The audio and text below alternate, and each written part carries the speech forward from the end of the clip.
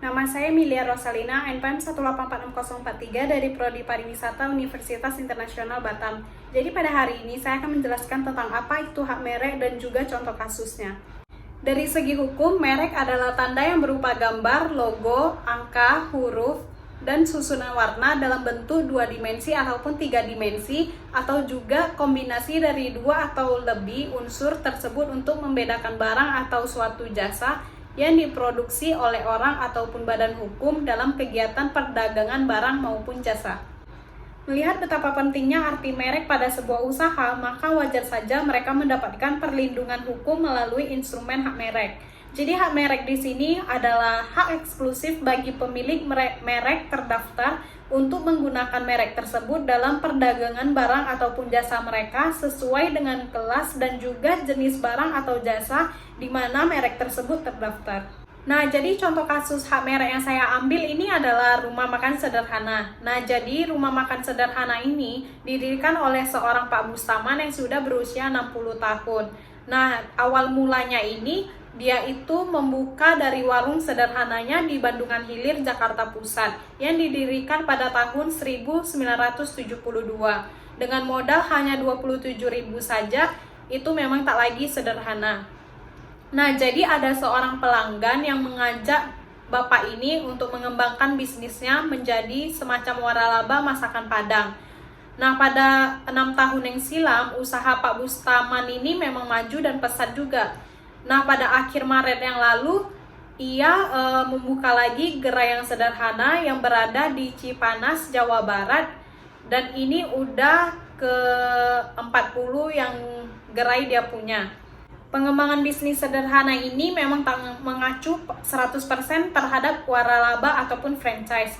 Tepatnya mereka memakai cara bagi hasil, kata Pak Bustaman. Jadi dari segi strategi mereka ini, ekspansi sederhana memang menganut jejak ala waralaba. Namun dalam menjalankan bisnisnya, sederhana menerapkan jurus uniknya. Para karyawannya itu tidak digaji, tetapi dianggap sebagai pelaksana sehingga mendapatkan sebagian 50% dari keuntungan. Nah, Pak Bustaman sendiri sebagai pemilik resep makanan ini mendapat jatah 15%, sedangkan mitra bisnis yang membiayai seluruh perlengkapan dan bangunan restoran mendapat bagian 35% keuntungannya. Formula itulah yang ia terapkan sejak ia diajak berbisnis Jailani, pedagang asal Aceh yang sering makan siang di warung makannya di Bendungan Hilir. Pada 1996, Jailani menyodorkan proposal penawarannya. Warung makanannya ini ia ubah menjadi rumah makan dan seluruh biaya renovasi berikut perlengkapan ditanggung olehnya. Pak Bustaman ini tinggal membantu mencarikan karyawan dan juga membagi resep makanannya. Hasil keuntungannya kemudian dibagi dengan formula 50 dibagi 35 dibagi 15 itu. Penawaran yang mirip model waralaba tersebut rupanya membuka mata Pak Bustaman.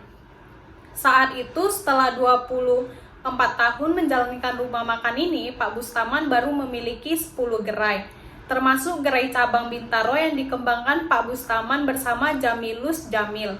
Pria yang sehari-hari bekerja sebagai distributor rokok itu adalah pelanggan setia restoran Padang tersebut di Rawamangun. Maka gerai sederhana ini, cabang Bintaro itu pun pertama berdiri sejak Agustus 1997. Perseteruan ini muncul ketika Pak Bustaman dan Jamilus pecah kongsi pada tahun 2001.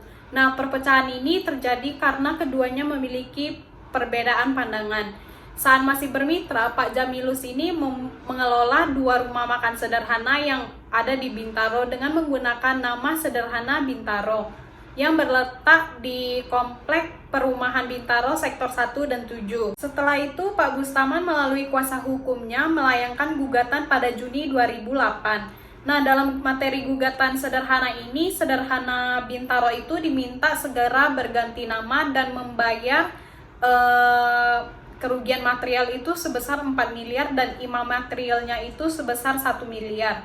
Gugatan diajukan karena Pak Bustaman ini merasa keberatan nama sederhana dipakai dalam rumah makan Padang Sederhana Bintaro. Nah, jadi pada akhirnya jawaban hasil perseteruan antara Rumah Masakan Padang Sederhana dan Rumah Masakan Padang Sederhana Bintaro ini, Pengadilan Niaga Jakarta ada di tangan Majelis Hakim yang diketuai oleh Panusunan Harahap yang dibacakan putusannya pada hari Kamis 28 Agustus 2008.